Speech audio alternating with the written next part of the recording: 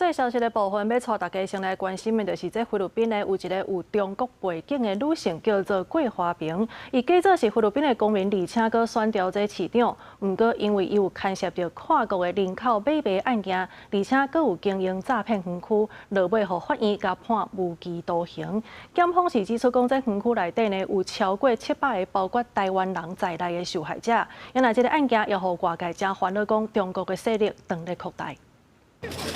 菲律宾法院20宣判，华裔女性桂花萍要假冒美国公民身份，以2012年当选北部办市长，因为牵涉一个由中国团队经营的大型诈骗园区，互法院判无期徒刑。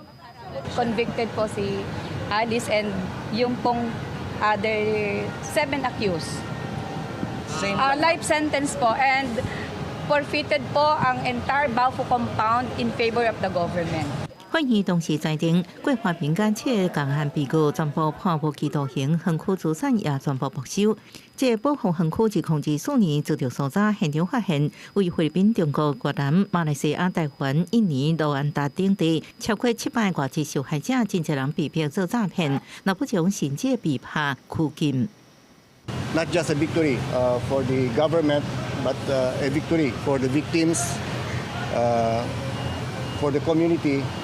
And pati na rin sa ibang bansa, makikita natin kasi ibang biktima ay may mga foreigners. 菲律宾反跨国犯罪委员会表示，这案件受害者为真济国家来向定菲国政府，第摆对跨境诈骗人打击成功。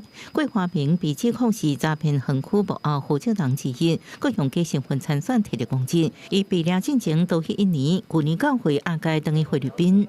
Kino-confirm ko po ang lahat po na sinabi po ni Secretary na meron po akong death threats po at humingi po ako ng tulong po sa kanila at masaya din po ako na nakita ko po sila. 桂花萍去年真济摆伫国会听证时，一直讲家己是菲律宾本地农民，好像甲中国犯罪组织有关系。啊，毋过调查发现，伊实际身份是中国籍，牵涉真济件洗钱、贪腐甲跨国人口贩运案件，因为严重导致第2024年互检察专员免职。联合国报告指出，自2013年全球受诈骗损失超过1.1兆台票。当然，已经正做跨国诈骗活动的重灾区。